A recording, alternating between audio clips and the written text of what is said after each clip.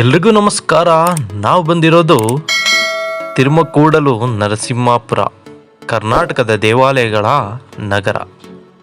ಇದನ್ನು ಸಾಮಾನ್ಯವಾಗಿ ಟಿ ನರಸೀಪುರ ಎಂದು ಕರೆಯುತ್ತಾರೆ ಅಥವಾ ಟಿ ಎನ್ ಪುರ ಎಂದು ಕೂಡ ಕರೆಯಲಾಗುತ್ತದೆ. ನೀವು ಮೊದಲೇ ನೋಡಿದ ದೇವಸ್ಥಾನ ಗುಂಜ ನರಸಿಂಹ ಸ್ವಾಮಿ ದೇವಸ್ಥಾನ. ಇದು ಧಾರ್ಮಿಕ ಪ್ರಾಮುಖ್ಯತೆಯ ಸ್ಥಳವಾಗಿದೆ. ಕಾವೇರಿ ನದಿಯ ಬಲದಂಡೆಯಲ್ಲಿರುವ ಗುಂಜಾ ನರಸಿಂಹ ಸ್ವಾಮಿ ದೇವಾಲಯವು ವಿಜಯನಗರ ಕಾಲಕ್ಕೆ ಸೇರಿದ ಬೃಹತ್ ದೇವಸ್ಥಾನವಾಗಿದೆ. ಗರ್ಭಗುಡಿಯಲ್ಲಿರುವ ನರಸಿಂಹನ ಚಿತ್ರವು ಗುಲಗಂಜಿ ಮರದ ಬೀಜದೊಂದಿಗೆ ಕೊಂಬೆಯೊಂದಿಗೆ ತೂಗುವ ತಕ್ಕಡಿಯನ್ನು ಹೊಂದಿದೆ ಮತ್ತು ಅದರಿಂದ ಗುಂಜಾ ನರಸಿಂಹ ಸ್ವಾಮಿ ಎಂದು ಕರೆಯಲಾಗುತ್ತದೆ.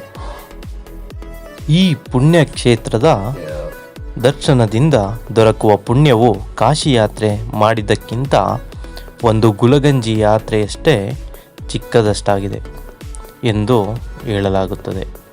ಇದು ದೇವಾಲಯದ ಮಹತ್ವವನ್ನು ಸೂಚಿಸುತ್ತದೆ. ದೇವಾಲಯವು ದ್ರಾವಿಡ ಮತ್ತು ಹೊಯ್ಸಳ ವಾಸ್ತುಶಿಲ್ಪದ ಸಂಯೋಜನೆಯೊಂದಿಗೆ ಮತ್ತು ಕೃಷ್ಣದೇವರಾಯರ ಕಾಲದ ಶಾಸನಗಳನ್ನು ಹೊಂದಿದೆ ಹಾಗೂ ನಗರಿ ಶಿಲ್ಪಿಯಲ್ಲಿನ ಬೃಹತ್ ದಾಖಲೆಗಳಿಗೆ ಹೆಸರುವಾಸಿಯಾಗಿದೆ. ಈ ಸ್ಥಳದಲ್ಲಿ 1989ರಿಂದ ಇತ್ತೀಚೆಗೆ ಹುಟ್ಟಿಕೊಂಡಿರುವ ಟಿ ನರಸೀಪುರದ ಕುಂಭಮೇಳವು 3 ವರ್ಷಗಳಿಗೊಮ್ಮೆ ನಡೆಯುವ ಒಂದು ಸ್ಥಳವಾಗಿದೆ.